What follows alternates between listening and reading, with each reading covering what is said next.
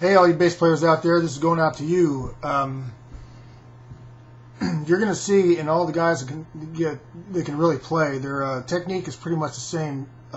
You've seen my slap video, so I explained that, but I haven't explained my fingerstyle. These two little suckers right here. It's all I ever use, two. Okay? You always lead off with your index finger. This little guy right here. So if you're going to do 16ths or something like that, and let's say I'm playing on a D note, that's all it is. Right, left, right, left, right, left. I kind of grab the note, okay? You might want to watch this in full screen. But I'm not hitting down. I'm not doing that. I'm actually pulling or grabbing the note and just let it go, okay? It's all fingertips. It's right. I don't know if you can see this, but I'm hitting right below my fingernail, so I have to chop my fingernails off so they don't get. I don't think you can see that, but anyway, I got no fingernails. I have to chop them off because they get caught on the strings.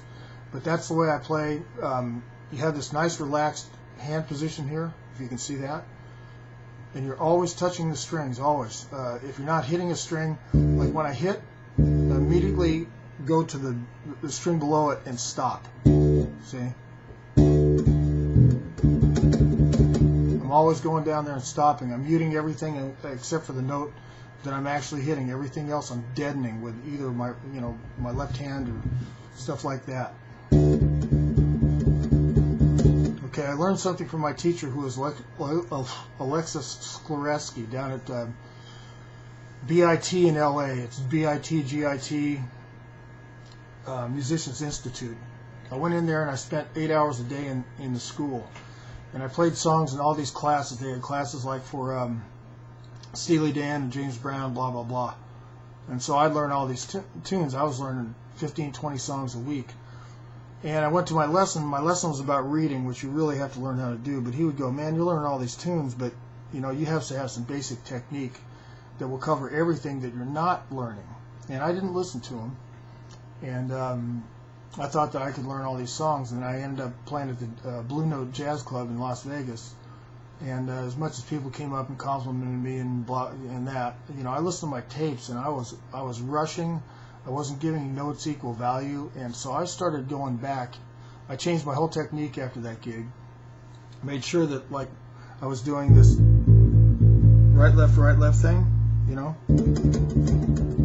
because I was doing Billy Idol songs like White Wedding or I can't think of the other one, but what are you doing?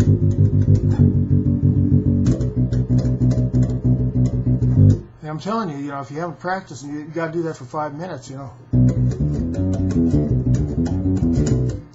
So I started. I had asked him to give me some warm-ups for 16th notes, 16ths. And so he did, and I'm going to give them to you free of charge. This cost me $3,000 for 10 weeks. I'm just letting you know. I learned how to read, and I got my slap thing together. But these warm-ups, it's a 20-minute length deal. So I'll lay them out for you in segments, and when I run out here, I'll just continue on the next lesson. But it's a guitar warm-up. You only use 4 strings, even though I got a 5-string.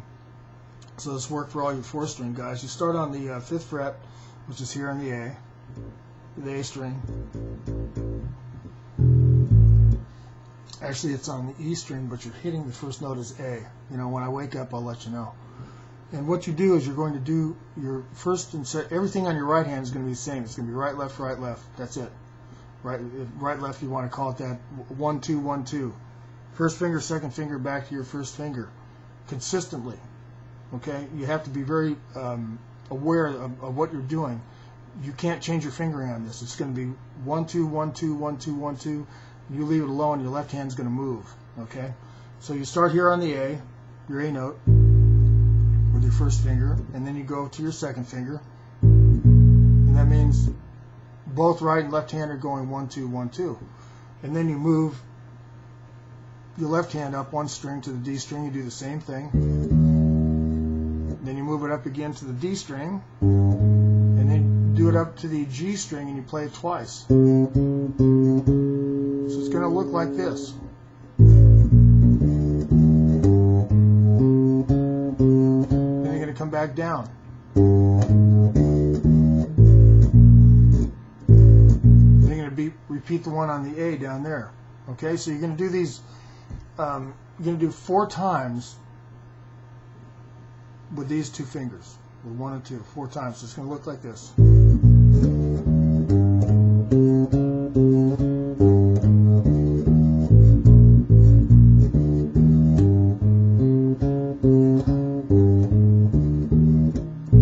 Okay, I'm not going to do the whole exercise. The next one is these 2 fingers. Okay, so your 2 middle fingers, 2 and 3 if you want. So the way, and you always lay out your hand 1 finger per fret. Okay, so you're not going to move your hand around. You're going to keep your hand in the same place, and now your fingers are going to go B flat to B on this, and then you go up each string.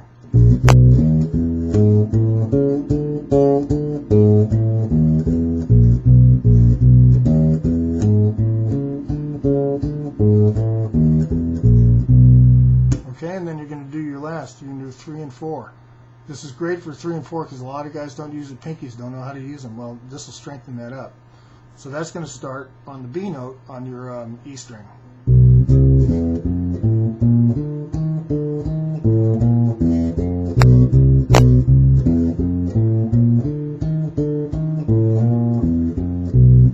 So I'm going to play 1 segment of each one, even though you should play minimum 2, but probably 4 up and down. But I'll play the exercise just real quick. 1 up, 1 down on 1 and 2, then 2 and 3, then 3 and 4. And actually, everybody needs this. You need actually a drum machine. A keyboard like over here with a drum machine in it is very cool. But otherwise, get yourself a QuickTime digital metronome. So I'm going to set it at my favorite number, which is 69, and I'm going to show you the speed that I play these things at. If I haven't played for a couple days and I come back and do this whole routine, you'll see the whole 20-minute routine.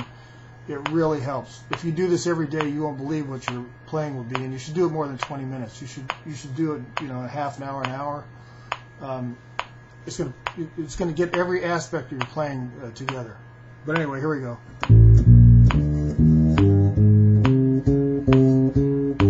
I'm playing it as halftime, by the way. I usually play it twice as fast. I'm playing this as 8 notes right now.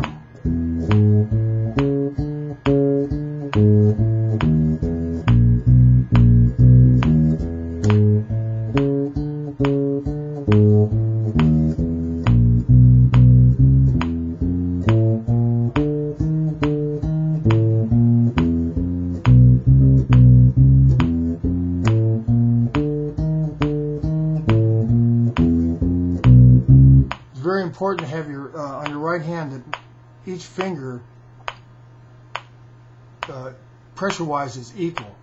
And once you start playing, your fingers should actually hurt. You're going to start getting, if you don't get calluses, you're not doing it right. If you don't hurt on these fingertips, you're not doing it correctly. But it's got to be like equal pain on each finger, if that makes sense to you.